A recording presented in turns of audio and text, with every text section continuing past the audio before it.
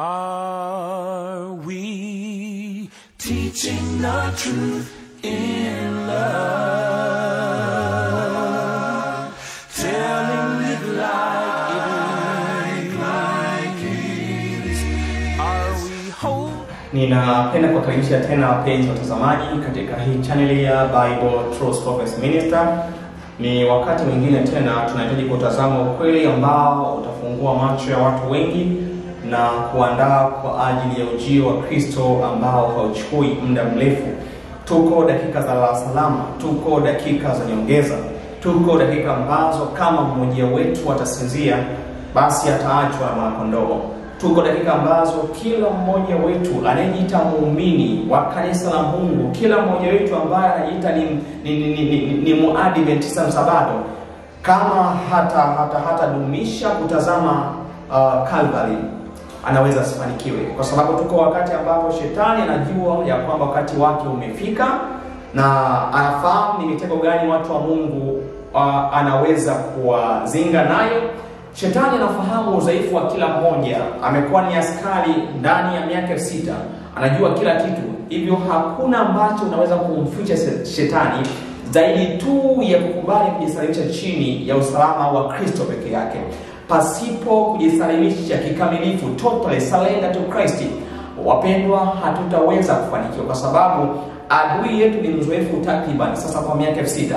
Kwa hiyo hatutoweza kabisa kumshinda huyu adui kama hatutojiweka karibu na msalaba wake Kristo, ambaye yeye peke yake ndiye mwenye siri ya maisha yetu. Tunahitaji kujifunza, tuelewe kile ambacho kweli huwa Biblia inakizungumza. Na tunaelezwa wazi kwenye kitabu kile cha Testimony to Minister and Gospel Workers, ukurasa 90 paragrafu ya kwanza. Ellen White anasema kama ifuatavyo: katika wakati huu wa kutisha, kabla tu ya Kristo hajarudi mara ya pili, wahubiri waaminifu wa Mungu watapaswa kutoa ujumbe ulionyoka zaidi ya ule ambayo ulitolewa na Yohana Mbatizaji. Katika wakati huu wa kufunga kwa historia ya ulimwengu, Mungu anahitaji watu ambao amewachagua kupeleka ukweli huu. Wanatakiwa kutoa ujumbe ulionyoka zaidi ya ule wa Yohana Mbatizaji. Anasema kwamba kazi muhimu ya wajibu iko mbele yao, na wale wote ambao wanaongea maneno laini, Mungu hata watambua kama wachungaji wake. Onyo la kutisha liko juu yao. Wale ambao wanaongea maneno laini na kuwafariji watu, na huku ni wakati wa hatari, Mungu anasema kwamba onyo hili liko mbele yao. Wewe kama ni mtumishi wa Mungu, kama kweli unajitoa kikamilifu kuhubiri habari hizi njema za kuandaa watu wakati huu wa kunywa upelelezi, Mungu anakuita mpendwa, uhubiri ujumbe ambao mpendwa utakuwa ni wa ukweli lakini umejaa na upendo. Hatutaweza mpendwa kuhimili majaribu yako mbele yetu kama hatutaweza kujiandaa. Mimi ninahitaji kujiandaa, wewe unapaswa kujiandaa, kila mmoja anapaswa kujiandaa na kumfanya Yesu kuwa rafiki kabisa. Yaani le Yesu kuwa rafiki yako. Unajua ukiwa rafiki wa mtu fulani unaweza kumweleza kitu kama rafiki. Leo hii hatuna uwezo wa kumweleza Yesu mambo yetu kama rafiki kwa sababu hatuna mahusiano naye, na tunapaswa kuwa na mahusiano na huyu Yesu. Na mpendwa, karibu sana tunapoanza somo hili, na kabla tujaanza tutafute basi mahusiano na huyu Kristo katika maombi. Mpendwa, ninakukaribisha mno katika saa hii heri ya saa. Karibu sana. Basi tunaweza kuomba. Tunakushukuru sana Mungu wetu na Baba yetu kwa sababu ya upendo wako ambao hana mwisho. Ni siku nyingine tena, ni wasaa mwingine tena. Huu wakati ni wa kwako Mungu, haya masomo ni ya kwako Mungu, sisi ni wa kwako. Hivyo tunahitaji neema kutoka kwako katika masaa haya. Nafahamu ya kwamba tuna udhaifu, kila mmoja na udhaifu wa aina fulani. Baba, tunahitaji kushinda udhaifu huu kabla hatujachelewa. Na si mwingine mwenye uwezo kutushindia ni wetu Mike, ambaye alikubali kutoa na kumwaga damu yako pale Calvary kwa sababu yangu mimi na wanadamu wenzangu. Hivyo tunapoanza masomo ya Yehova, yakatuamshe na tusogeze karibu na wewe. Tunatamani kuwa na mahusiano bora na wewe kabla hatujachelewa, kwa sababu kama hatutakuwa na mahusiano bora na wewe Yehova, ni nani atakayetutetea katika mahakama ya mbinguni majina yetu yatakapoitwa ni wewe Kristo, na kama hatuna mahusiano na wewe Yehova, hautatutambua. Hivyo tunapoanza kujifunza masomo haya, tunatamani Roho Mtakatifu Yehova awe kiongozi wetu. Malaika zako wakalinde safari hii ya somo mwanzo hadi mwisho, na mwisho wa somo hili mtu fulani akabadilishwe, rafiki fulani akaongolewe, mtu fulani akabadilike maisha yake na kufuata Kristo. Asante Baba mbinguni, kwa sababu ahadi yako ni amina hakika. Tuna imani tutakuwa na sisi mwanzo wa somo hili mwisho, kwa Kristo Yesu aliye hai. Amen. Asante watu wa Mungu, tutatazama somo ambalo litakuwa linasema Wasabato tumesahau utambulisho wetu. Ni mfano hapa. Kwa mfano, ikatokea siku moja umekutana na simba analia kama mbuzi. Je, mpendwa, unaweza ukafikiri nini? Je, huyo atakuwa ni mbuzi au ni simba? Bila shaka utakuwa na changamoto ya kutambua kwamba huyo ni nani. Lakini siku moja ukakutana pengine na chui, lakini analia kama sauti ya mbuzi. Je, unaweza kufikiri kwamba huyo kweli ni chui au ni mbuzi? Sasa changamoto kubwa leo ya watunzaji wa Sabato, hatueleweki kama ni watunzaji wa Sabato. Tunasema sisi ni Waadventista wa Sabato, lakini tunavyoishi ni kana kwamba si Waadventista. Watu wanashindwa kuelewa. Watu wa Mungu tumepewa ujumbe wa kupeleka. Hivyo Wasabato tumesahau utambulisho wetu. Sisi ni kama simba, lakini hatutui sauti ya simba. Tunawezaje kutambulika kwa sauti zetu? Hivyo kama unatamani mpendwa uweze kutambulika kama wewe ni Mwadventista, inakupaswa mpendwa utambulike kwa jinsi unavyoishi, kwa jinsi unavyokula, kwa jinsi mpendwa unavyovaa. Kama hauna utambulisho huo mpendwa, uweze kutambulika kama wewe ni Mwadventista. Kwa sababu tumepewa ujumbe wa kupeleka kwa ulimwengu. Na ujumbe huu ni ujumbe wa malaika wangapi? Ni ujumbe wa malaika watatu. Na Ellen White, kitabu cha maandiko ya awali ukurasa wa 118, anasema kama ifuatavyo: kisha mimi nikamwona malaika yule watatu, malaika aliyeandamana nami akasema, kazi yake ni ya kutisha, ujumbe wake ni wa kuogofya. Huyu ndiye malaika anayechagua ngano kutoka katika magugu na kuitia muhuri na au kuifunga ngano hiyo tayari kwa kuwekwa katika ghala ile ya mbinguni.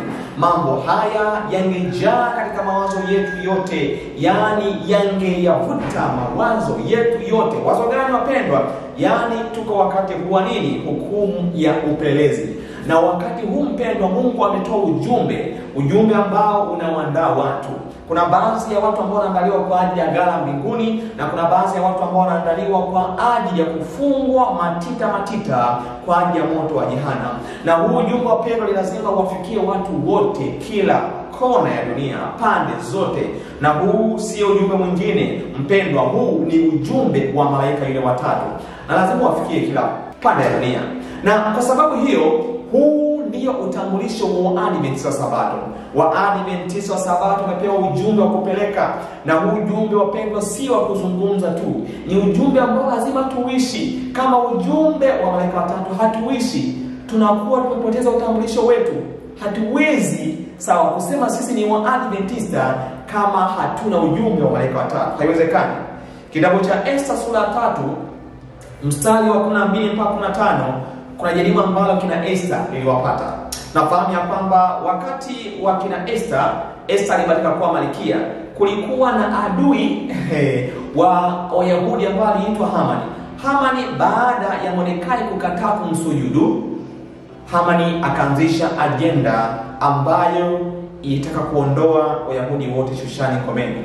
Na unafahamu ya kwamba pia tunajaribu pale mbele ambao watu wote ambao watakataa kumwabudu Hamani ambaye ni ishara ya upapa, wapendwa, watakutwa na changamoto kama walivyopatwa wale Wayahudi.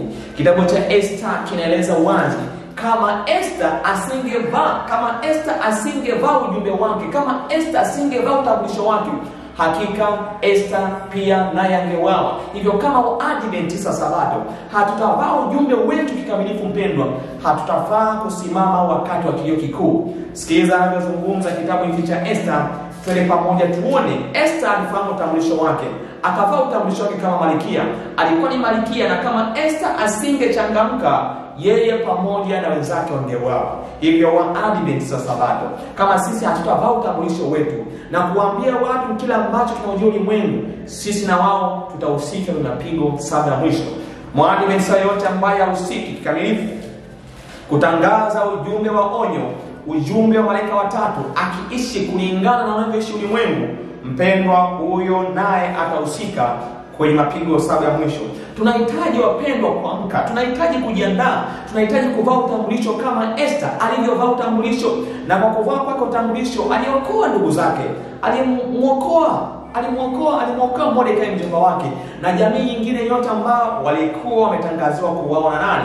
Na Hamani. Ni kweli kuna tangazo la kifo mbele yetu, lakini watu wa Mungu, wale ambao wanamcha Mungu na kumtukuza, wale ambao wanahubiri wengine ujumbe huu wa marejeo, ujumbe ambao unawaandaa watu kwa ajili ya ujio wa Kristo, hakika mpendwa, hao watu watakuwa kama Esther, kwa sababu wanavaa utambulisho wao. Hatimaye mwisho wa siku, Mungu wakati ambapo atakuwa akitia muhuri, watatiwa muhuri wa Mungu. Na wale ambao wameogopa kuonesha utambulisho wao kwa kuishi na kuhubiri wengine, mpendwa, watavukwa na muhuri wa Mungu, kwa sababu muhuri wa Mungu hautatiwa kwa mwanaume au mwanamke ambaye ana doa la dhambi.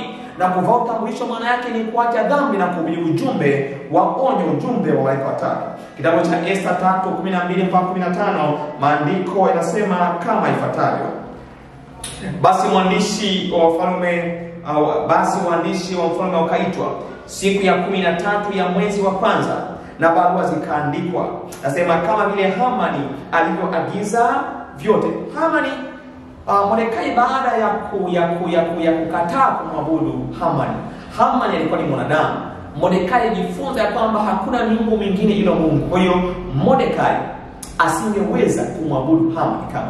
Kile kitu kikamshitua Hamani akachukia, maana alihitaji sifa ambayo sio kwake.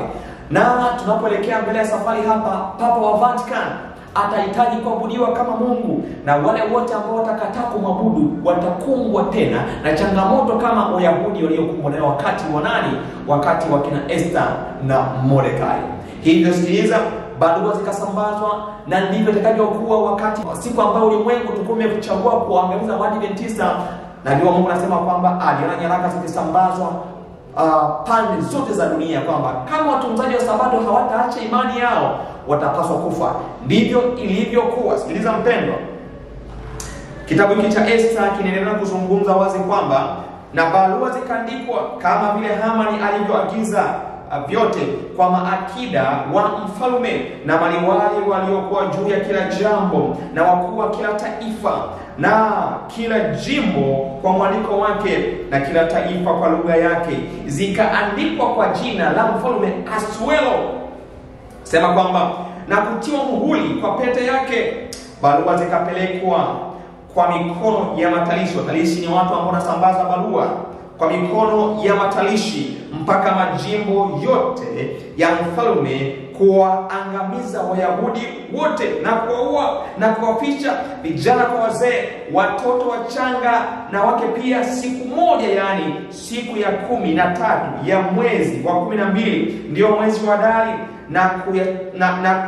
na kuyachukua mali yao kuwa nyara. Kwa hiyo kama ilivyo kawaida, wakati ambapo Hamani alipokuwa amepewa ridhaa na mfalme Asuero kwamba awaue watakatifu wa Mungu, Hamani alisambaza ile barua chap kila kona. Na ndivyo inavyokwenda kwa watunzaji wa Sabato, wale ambao wameamua kutii Sabato ya Mungu, wale ambao wameamua kumtii Mungu, wameamua kumfuata Mungu kwa maombi, wameamua kumfuata Mungu kwa kuishi ujumbe, wameamua kumfuata Mungu kwa kuhubiri wengine ujumbe. Hakika shetani wakati watakapokuwa wamehubiri kilio kikuu, wataleta hofu kwa ulimwengu. Hivyo shetani atakusudia kuondoa watunzaji wa Sabato. Ndivyo ilivyokuwa wakati wa kina Mordekai na Esther, ndivyo itakavyokuwa pia wakati huu wa mwisho. Sikiliza ninazungumza kitabu hiki cha Esther, nasema kwamba nakala ya andiko ya kupigwa mbiu katika kila jimbo ilitangazwa kwa mataifa yote wawe tayari siku ile. Mataishi wakaondoka wakaenda haraka kwa amri ya mfalme kukapigwa mbiu huko Shushani ngomeni, mfalme na Hamani wakaketi ili kunywa divai, bali mji wa Shushani ukafadhaika, kama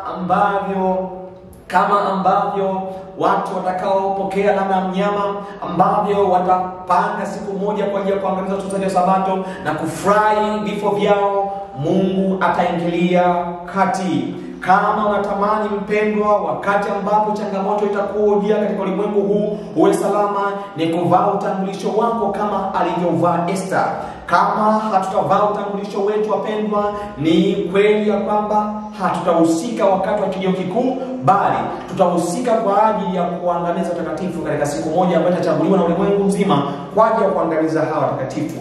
Na nabii wa Mungu Ellen White anazungumza wazi kwenye Shuhuda kwa Kanisa, gombo la 5, ukurasa wa 450. Anasema hivi Ellen White: amri ambayo itatolewa dhidi ya watu wa Mungu itafanana kabisa na ile iliyotolewa na Asuero dhidi ya Wayahudi katika wakati ule wa Esther.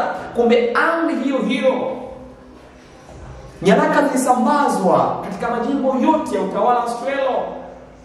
Ndivyo itakavyokuwa dunia nzima, nyaraka zitasambazwa kwamba endapo watunzaji wa Sabato hawataacha imani yao, watapaswa kufa. Na hiki ndicho watu wanakisubiri kwa hamu. Hiki ndicho wanakisubiri watu kwa hamu. Roho ya chuki inaangaliwa kwa ajili ya utunzaji wa Sabato. Na tukiingia maandiko ya awali ukurasa wa 118 anazungumza hivi Ellen White: kisha mimi nikamwona malaika yule wa 3, malaika aliyeandamana nami akasema, kazi yake ni ya kutisha, ujumbe wake ni wa kuokoa. Huyo ndiye malaika anayechagua ngano kutoka katika magugu na kutia muhuri, au kuifunga ngano hiyo tayari kwa kuwekwa katika gara ile mbinguni. Mambo hayo yapi wapendwa? Mambo hayo ambayo yanawaandaa watu na kuwafunga matita kwa ajili ya moto wa jehanamu, na mambo haya ambayo yanaandaa watu kwa ajili ya gara mbinguni, yangepaswa kujaza akili za watunzaji wa Sabato. Yaani watunzaji wa Sabato ingepaswa kuwa tayari kuvaa utambulisho na kuhubiri huu ujumbe wa malaika wa 3 ambao unawaandaa watu kukutana na Kristo anapokuja hivi karibuni. Nabii wa Mungu anasema kwamba mambo hayo yangejaa katika mawazo yetu yote, yaani yangeyavuta mawazo yetu yote kuliko leo tunavyoishi ulimwengu. Mawazo yetu yamejaa mambo ya ulimwengu. Yaani watu hawawazi kutoa habari ya ujio wa Kristo mara pili. Watu wanapoambiwa kwamba ujumbe wa miaka 1000 ujumbe wa kanisa, bado hapo tayari kutii huu ujumbe. Unapoambiwa kwamba tuko mwishoni wa kufunga kwa ulimwengu, watu wako tayari kwa sababu akili yao imejazwa mawazo dunia. Lakini kama watu wangejazwa na mawazo mbinguni, huu ujumbe wa malaika wa 3 watu wangeuishi, na ujumbe ndio utambulisho wa Waadventista wa Sabato. Na ndio maana leo Waadventista wa Sabato wanaishi kama wanavyoishi ulimwengu, na ndio maana leo Waadventista wa Sabato wanakula kama wanavyokula ulimwengu, na ndio maana leo Waadventista wa Sabato wanafanya maburudisho kama wanavyofanya ulimwengu. Waadventista wanasuka kama wanavyosuka ulimwengu, na Mungu amezuia mambo yanayoendelea leo ndani ya kanisa. Ni kwa sababu tumekubali kucompromise imani na tunaishi kama ulimwengu. Lakini na ujumbe ambao Mungu ametupatia, na huu si ujumbe mwingine, ni ujumbe wa malaika wa 3, free angels message, ambao ni ujumbe wa onyo, ujumbe ambao unawaandaa watu kwa ujio wa Kristo, ni ujumbe ambao unaionya dunia na kuandaa kwa ujio wa Kristo, ambao hauchukui muda mrefu. Na hili lingetakiwa kujaza akili zetu. Kileo watunzaji wa Sabato wamejaa na mawazo ya dunia hii. Watu wana mipango ya muda mrefu, pango ya muda mrefu katika ulimwengu huu. Sikiliza zungumza nabii wa Mungu. Lengo la Mungu kutoa huu ujumbe wa malaika wa 3 ni lipi? Hii ni Manuscript Releases, volume ya kwanza ukurasa wa 228, paragraph ya 2. Maandiko yanasema hivi: kusudi la Mungu katika kutoa ujumbe wa malaika wa 3 kwa ulimwengu ni kuandaa watu kusimama waaminifu kwake wakati wa hukumu ya nini? Ya upelelezi. Hili ndilo kusudi. Yaani lengo la Mungu kutoa ujumbe wa malaika wa 3, three angels message, ni kuandaa watu kusimama imara wakati wa nini? Wakati wa hukumu ya upelelezi. Kwa sababu hukumu ilianza mwaka 1844, ilianza kwa wafu. Na hatujui mapema kiasi gani, inazungumza wazi kwenye Pambano Kuu ukurasa wa 490, hatujui mapema kiasi gani hii hukumu itaingia kwa walio hai. Kwa hiyo lengo la Mungu kutoa ujumbe ni kuandaa watu kusimama. Lakini shetani naye kwa kuwa ni mjanja, anaondoa ujumbe wa malaika watatu na kuwafanya watu wasiendelee kusimama. Kwa nini? Kwa sababu anasema kwamba hili ndilo kusudi ambalo tunaanzisha na kudumisha nyumba zetu za uchapaji, shule zetu, nyumba zetu za tiba, migahawa safi, vyumba vya matibabu na viwanda vya chakula. Hili ndilo kusudi letu la kuendeleza kila safu ya kazi katika makusudi. Kama Waadventista kweli kweli, tungevaa ujumbe wa malaika watatu, tukawa na migahawa yetu, tukawa na sehemu zetu za matibabu, tukawa na viwanda vyetu vya chakula, tukawa na sehemu zetu shule, watoto ambapo watoto wetu wangesoma elimu ya mbinguni, wapendwa, watu wangeandaliwa kwa ajili ya kusimama wakati wa kumpeleza. Lakini leo hii hatuwezi kuandaliwa. Tutakuwa mashahidi, wapendwa, tutakuwa mashahidi wakati ambapo sheria ya Jumapili itakapotangazwa. Idadi kubwa ya wale ambao waliamini kwamba wanaamini ukweli, tutashangaa wapendwa. Tutashangaa kuona kundi kubwa, anazungumza wazi Pambano ukurasa wa 108, kundi kubwa ambalo lilikomfort na ulimwengu, wapendwa, wataanguka na wataacha safu na watajiunga na safu ya upinzani. Kwa sababu hivi, kwa sababu wakati Mungu alipokuwa anatoa ujumbe huu wa malaika watatu, hawakuvaa ujumbe huu, hawakuishi kama inavyotakiwa. Leo hii tunavaa kama inavyovaa Babeli.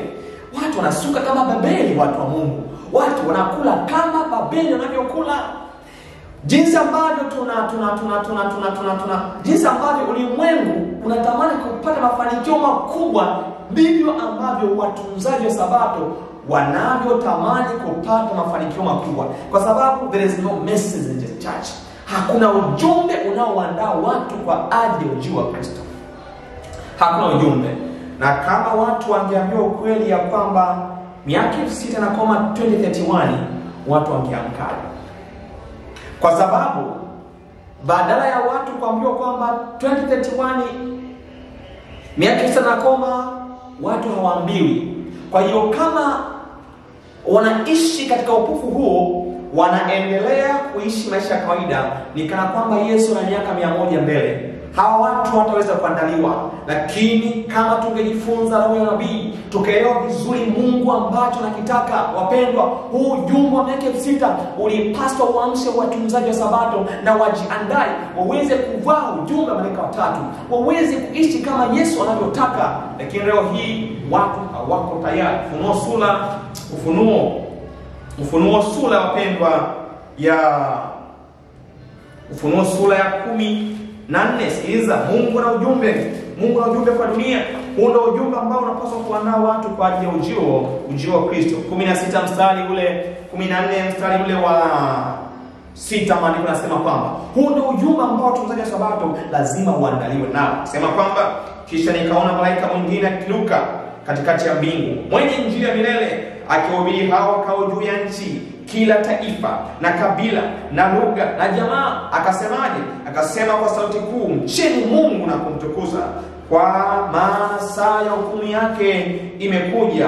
Msujudieni yeye aliyezifanya mbingu na nchi na bahari na chemichemi za maji. Ujumbe huu unawaandaa watu kumcha Mungu, maana kumcha Mungu ni kuchukia uovu, kulingana na kitabu cha Zaburi. Kuchukia uovu ndio kumcha Mungu. Wapendwa, kama hatumchi Mungu, kama hatujamcha Mungu kwa kuchukia uovu na kuishi maisha Mungu anayotamani, wapendwa, hatuwezi kuandaliwa kwa ajili ya kilio kikuu, hatuwezi kusimama wakati wa hukumu ya upelelezi, hatutaweza kumaliza kazi, na watakaomaliza kazi watakuwa wachache tu, wale ambao wamekubali kabisa kusalimisha maisha yao kwa Kristo.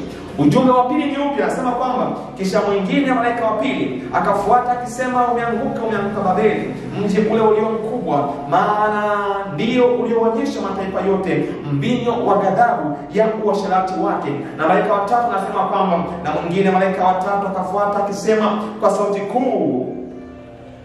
Nasema kwamba na mwingine malaika watatu akafuata akisema kwa sauti kuu, mtu awaye yote akimsujudu huyo mnyama na sanamu yake na kuipokea chapa katika kipaji cha uso wake au katika mkono wake, yeye naye atakunywa katika mvinyo wa ghadhabu ya Mungu iliyotengenezwa pasipo kuchanganywa na maji katika kikombe cha hasira yake, naye atateswa kwa moto na kiberiti mbele ya malaika watakatifu na mbele za mwana kondoo. Hivyo ujumbe huu wapendwa unawaandaa watu wedha kupokea alama ya Mungu au kupokea alama ya shetani. Watu wengine wanapokea muhuri wa Mungu, hata Waadventista wa Sabato ambao wamekataa kuvaa huu ujumbe kama alivyovaa Esther. Wapendwa, kile ambacho kiwakuta Wayahudi ndicho kinakwenda kuwakuta watunzaji wa Sabato.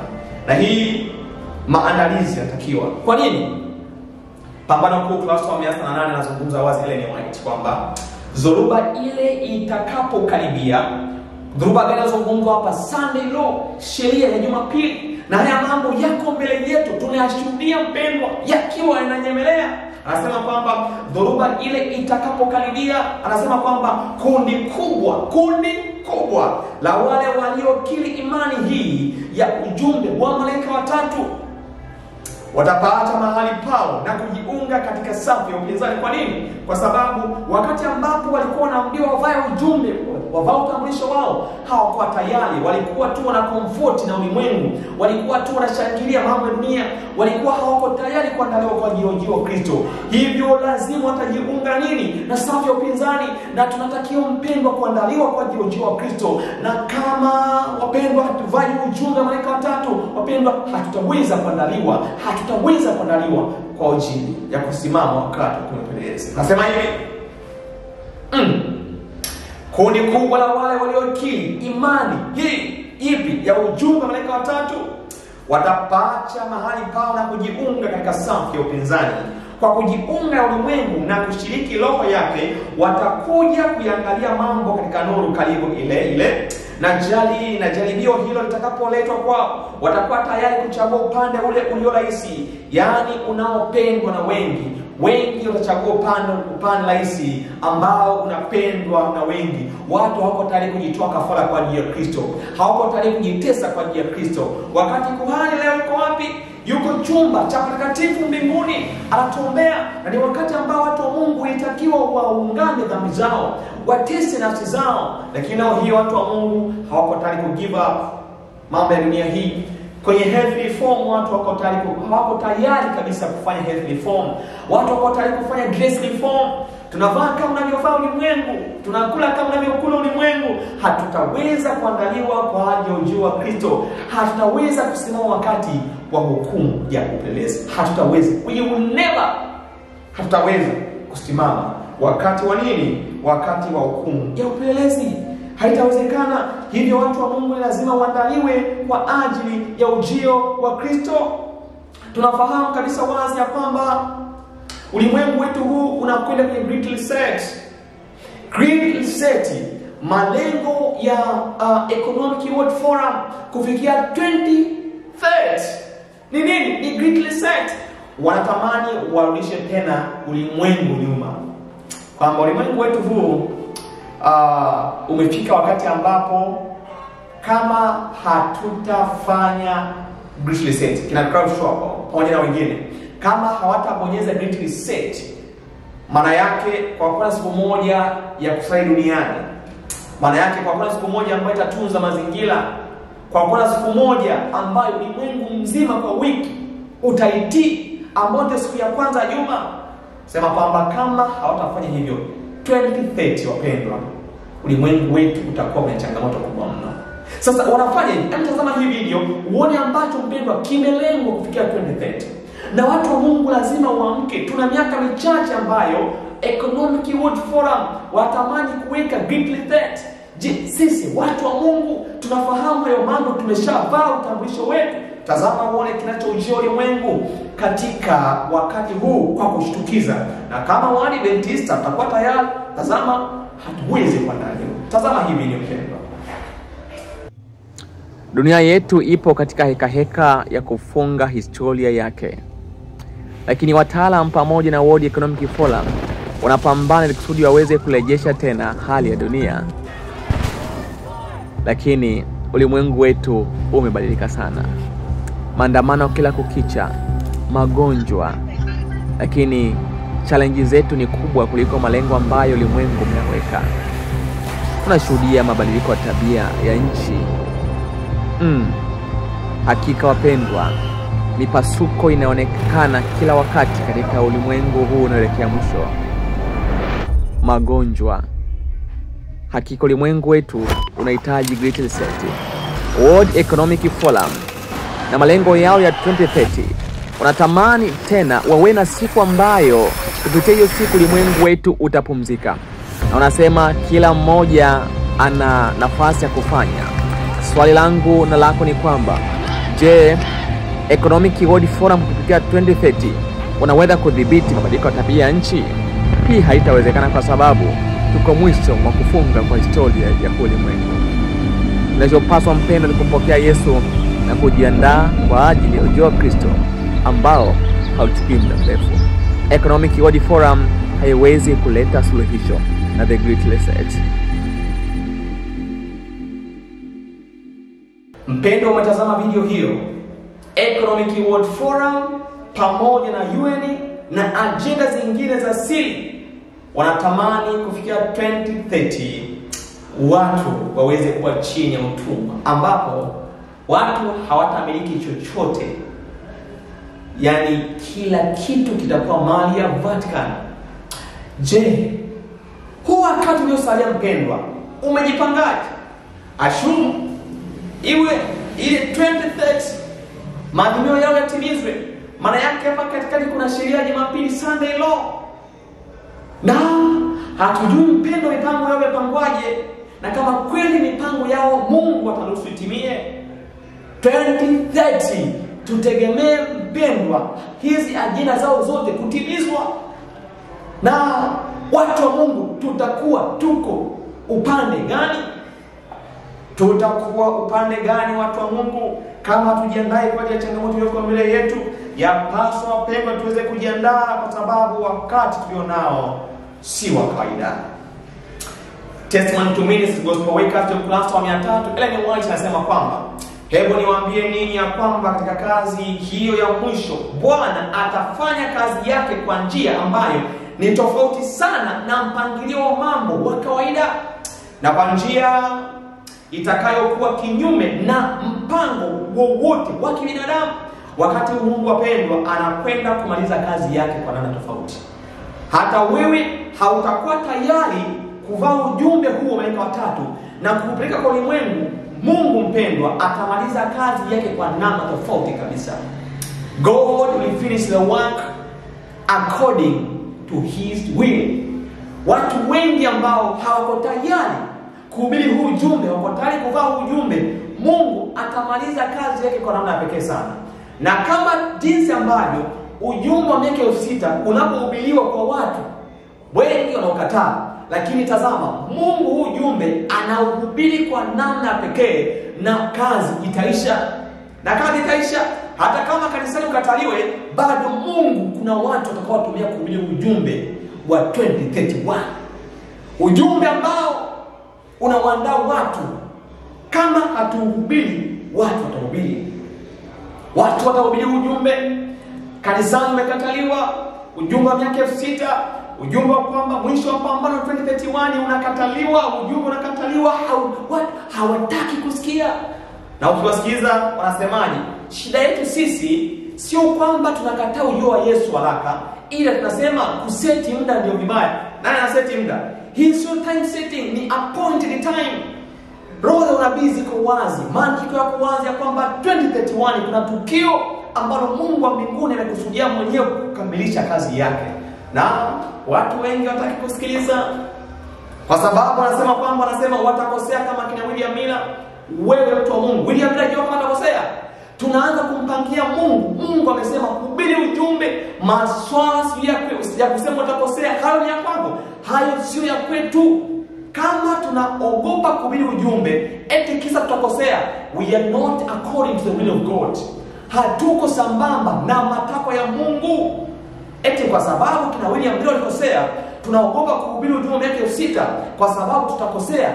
Hiyo sio jambo lako Alafu mpendwa, huu ni wajibu wake Mungu. Amesema ujumbe uhubiriwe kama alivyoambiwa Nuhu, ujumbe kuhubiriwa. Kama ilivyokuwa wakati wa kina Mila, ujumbe kuhubiriwa. Hata wakati huu ujumbe lazima uhubiriwe. Matokeo tutamwachia Mungu. Wajumbe tuhubiri ujumbe hata kama wengi watakataa. Sema kwamba Mungu ataongoza gurudumu lake kwa namna isiyoweza kueleweka na kazi kaisha. Nasema kwamba miongoni mwetu watakuwepo wale watakao taka kuiongoza kazi ya Mungu. Leo kuna watu ambao wanasema kwamba huu ujumbe wa miaka 60 it is lavish. Wanatamani kuongoza, wanatamani kuiongoza kazi ya Mungu wao wenyewe. Na ikitokea mtu anahubiri ujumbe, wengi wanafuta ushirika kwamba ujumbe sio wa kanisa huu. Hatuwezi kumpangia Mungu namna kuongoza kazi. Wengi watatamani, ndio wakati umefika huu.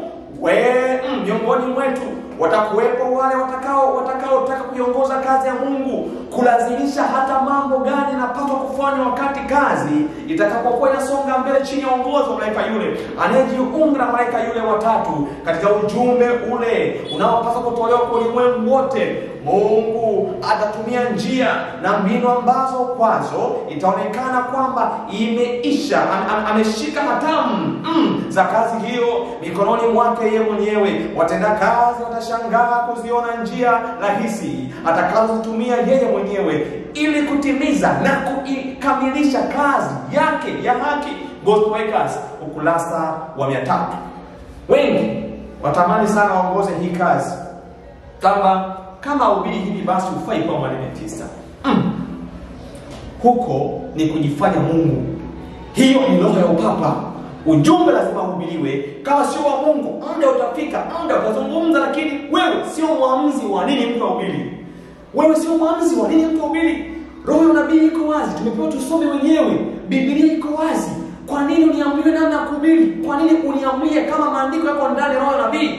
Kwa nini mtu mwingine akuamrie kuhubiri? Kwa nini mtu mwingine akuamrie kuamini? Kwa nini akuchagulie jinsi ya kuhubiri na kuamini? Kwamba usipohubiri hivi, hahubiri kulingana na Mungu. Je, wakati anahubiri Yohana Mbatizaji, je, walikubali Mafarisayo? Hawakukubali. Na baadaye kabisa ndio wakatambua kwamba ulikuwa ujumbe wa Mungu. Je, wakati Yesu anahubiri, Mafarisayo waliamini ujumbe huu? Hawakuamini ujumbe wa Kristo. Hawakumwamini Kristo kuwa ni mwanakondoo wa Mungu achukuaye dhambi ya ulimwengu. Je, akina Stefano walipokuwa na mhubiri, je, waliaminiwa? Hawakuaminiwa. Hakuna mtu mwingine ambaye anasimama mbadala wa mtu mwingine zaidi ya Mungu mwenyewe. I declare that we will preach in the three angels message. Basi hicho ndicho ambacho wajumbe kitujaze, tutie moyo pasipo kuogopa kupeleka ujumbe huu. Hata kama watu wengi watapinga ujumbe, bado Mungu atakamilisha kazi yake. Testimony to Ministers and Ghostwriters, ukurasa wa 37. Nabii wa Mungu anasema kwamba ulimwengu wote utachochewa kuwa na wadui dhidi ya Waadventista wa Sabato.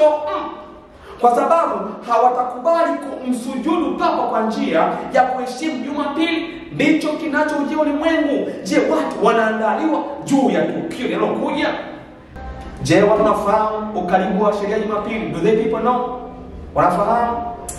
Watu wengi wanaogopa na kusema kwamba tunaharakisha mateso. Who are you? Mpendwa, habari ya kuharakisha mateso sio ya kwetu. Mungu anasema amezuia pepo 4. Hizo pepo 4 zimezuiwa, ndicho ambacho kinazuia mateso. Lakini zikiachiliwa, hakuna wa kuharakisha wala kuchelewesha mateso. Ulimwengu wote utachochewa na kuwa na wadui dhidi ya Waadventista wa Sabato, kwa sababu hawatakubali kumsujudu papa kwa njia ya kuheshimu Jumapili, siku iliyowekwa na mamlaka hiyo ya mpinga Kristo. Ni kusudi la Shetani kusababisha wafutiliwe mbali duniani, ili ukuu wake humu duniani usipate kupingwa. Na ndicho anachokifanya watu wa Mungu. Na hata kanisani kuna roho ya upapa, roho ya kutaka kumiliki ujumbe, kwamba usipohubiri hili basi wewe sio mjumbe wa Mungu. Hiyo ni roho ambayo Shetani anapandikiza kwa watu. Yaani mtu anapohubiri vingine, inaonekana huyu mtu ana changamoto, ana shida, na huyu mtu amesoma maandiko ya Mama White pasipo kuongeza kitu, bado naambiwa kwamba huo si ujumbe wa kanisa. Ni wanani ujumbe wapendwa? Gospel Workers naeleza wazi. Tunaelekea mwisho wakati mpendwa, wakati wa kufunga kwa historia ya ulimwengu. Na ukitaka kufahamu ya kwamba tuko mwisho wakati, tazama hawa wanaitwa Globalist Club of Rome. Club of Rome Mei 30 wamesema ya kwamba the Globalist Club of Rome push plan to control food, travel and property for climate change. Nasema kwamba hawa Club of Rome wametoa mapendekezo, wanapush, wametoa plan ambazo itakontrol, kama hii plan itapita, itakontrol chakula, usafiri, na namna mpendwa ya kumiliki vitu ili kusudi kuzuia mabadiliko ya tabia nchi. Anasema kwamba Club of Rome na taasisi ya Hot Accord yazindua kikosi kazi cha nyenzo za utumiaji ambacho kitatoa mapendekezo ya sera ambayo yakitekelezwa yatazuia uwezo wako wa kuamua jinsi unavyosafiri, kile unachokula na jinsi unavyoishi maisha yako yote katika jina na uendelevu wa mfumo wa uchumi wa kimataifa. Hawa ni nani? Hawa ni Club of Rome. Ni shirika la district club ya Rumi. Na hizo movements zilizopo chini kwa chini, shetani anatumia viongozi wa dunia, anatumia watu wa propaganda. Lengo ni moja tu, kuweka ulimwengu wote chini ya utawala wake. Na tutashuhudia kinachoendelea. Na tunashuhudia hata kati ya Elon Musk na Trump ni kama kuna mgogoro wapendwa. Hiyo ni Great Reset. Wanachokitafuta ni kwamba Amerika ije civil war, baada ya civil war Sunday law tawa na Kristo aje mara pili. Na ndicho wanachokifanya, na watu wako blinded, hawaoni, hawaelewi. Na ikitokea mtu akaanza kuhubiri matukio haya, anasema haya matukio mpendwa hayapaswi kuhubiriwa kwa sababu yanaamsha mateso. Mateso hatuwezi kuyaamsha kwa sababu Mungu amezuia pepo mpaka atakapoziachia. Club of Rome mpendwa, plan yao ni hiyo, na haya mambo yanakwenda kuandaa watu kwa ajili ya sheria ya pili. Hata movement hata hapa chini kwetu tunaona mambo jinsi yanavyokwenda. Haya mambo yote ni movement inaandaliwa, inatafuta sababu.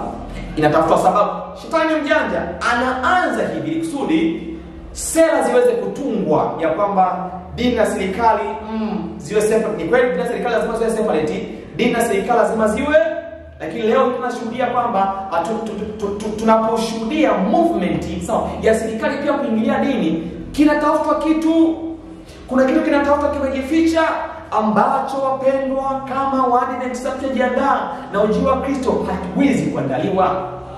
Hatuwezi kama hatuoni haya matukio tukahisi ni mambo ya kawaida. Wapendwa, si mambo, kuna kitu kinatafutwa hasa kwa watunzaji wa Sabato. Idadi kubwa ya watunzaji wa Sabato wako Afrika Mashariki. Inatafutwa, hicho kitu kinatafutwa. Idadi kubwa ya watunzaji wako Afrika Mashariki, wako Amerika, South Africa na sehemu zingine. Ndo idadi kubwa ya watunzaji wa Sabato zinatafuta sababu katika kila kona ya hawa watu. Lengo ni moja, kuleta tabu ambayo itakoma mpaka atakapokuja mara ya pili. World Economic Forum wanasema kwamba welcome to 2030, I own nothing, have no privacy, and life has never been better. Welcome to 2030, I own nothing, have no privacy, and life has never been better. Karibu katika mwaka 2030, karibu katika jiji langu, au niseme jiji letu. Similiki kitu chochote, similiki gari, similiki nyumba, similiki kifaa chochote au nguo yoyote. Ndicho kinachotafuta watu wa Mungu kufikia 2030, na ujumbe wa miaka 6 ni 2031. Shetani anafahamu haya mambo. Shetani anafahamu, sababu anafahamu kabisa kwamba baada ya miaka 6 atakuwa wapi? Atakuwa duniani hapa, na watakatifu wa Mungu watakuwa mbinguni. Hivyo anafahamu, anataka kabla ya 2031 watu wa Mungu waone nothing na wawe happy. Sasa ile ya kuwa happy watu wa Mungu, je, watu watakuwa happy? So kweli. Watu wanakwenda kukutwa hawajajiandaa. Hata watunzaji wa sabato wengi hawajajiandaa. Wakati huu ndio wakati muhimu, ni muhimu sana. Tafuta eneo mahali fulani, maeneo ambapo pako affordable, unaweza kulima chakula chako, unaweza ukapata maji. Hilo eneo andaa mpendwa, anza kuandaa. Ikitokea mpendwa mambo yameharibika, unasema kukimbilia.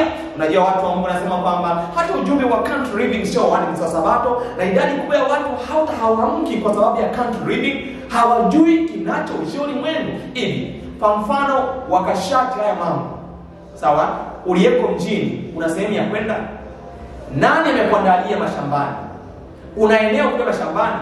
Je, hilo eneo umepanda hata matunda, mambo yakiwa vigumu uende? Umepanda hata vitu ambavyo vinaweza kustawi? Je, una eneo lenye maji? Una eneo lenye rutuba?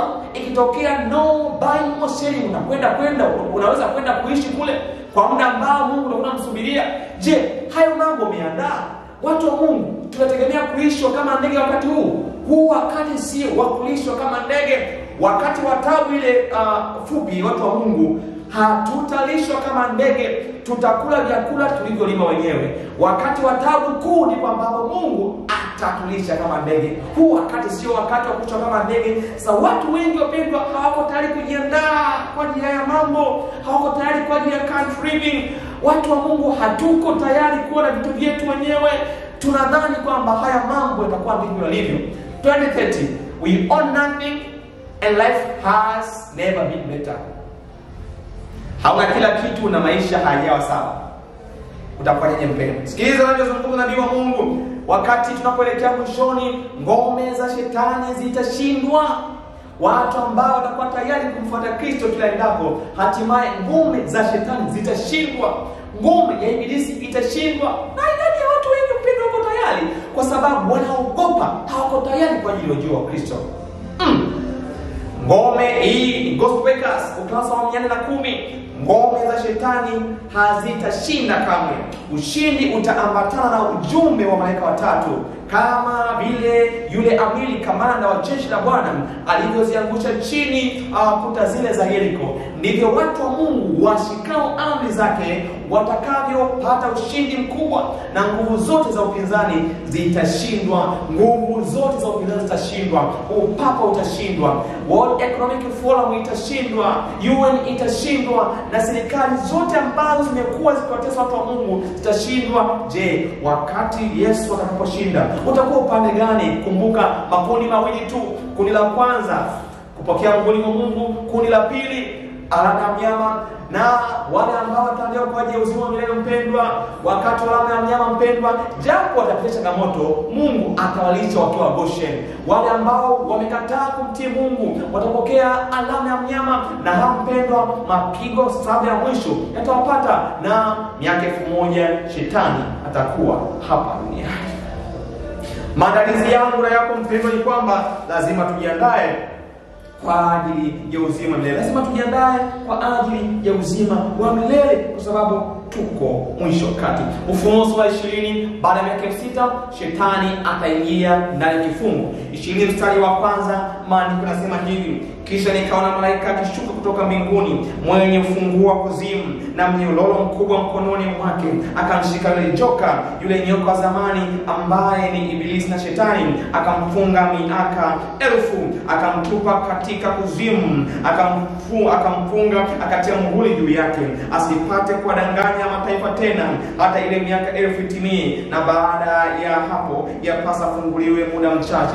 Shetani anafahamu ukweli wa miaka 6000. Anafahamu ya kwamba baada ya 2031 kinachofuata ni nini? Kinachofuata ni yeye kuwa watu kifungoni. Hivyo anachotamani ni kwamba kutumia World Economic Forum na washirika wake wengine, yani kabla ya 2031 watu wa own nothing, yani watu wasibiki kitu. Hii ni nini? Sunday law.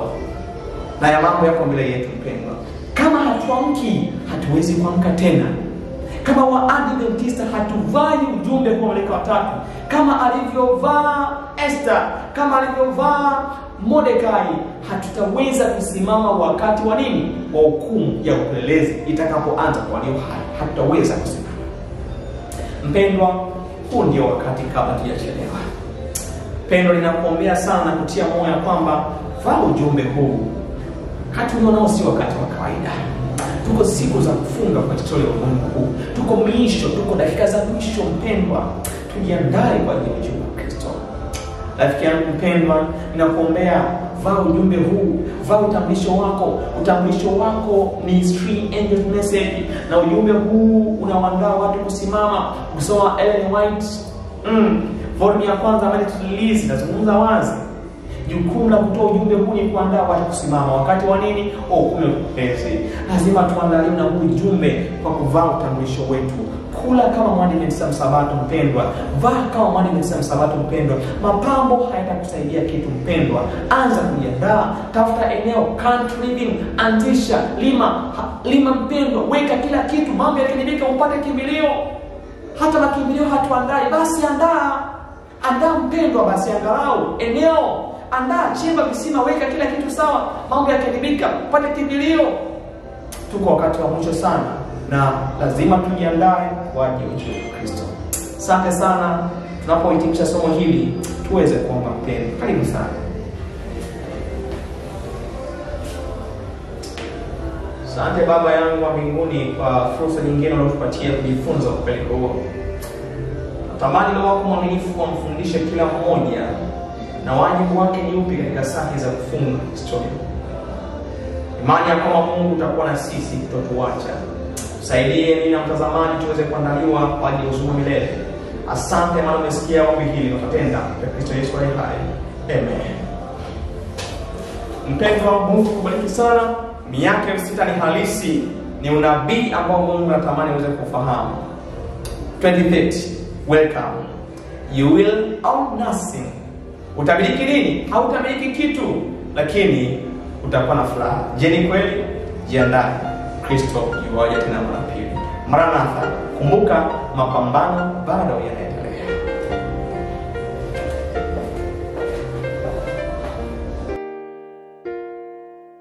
I have set my mind on sin freeness, on sin freeness. I have set my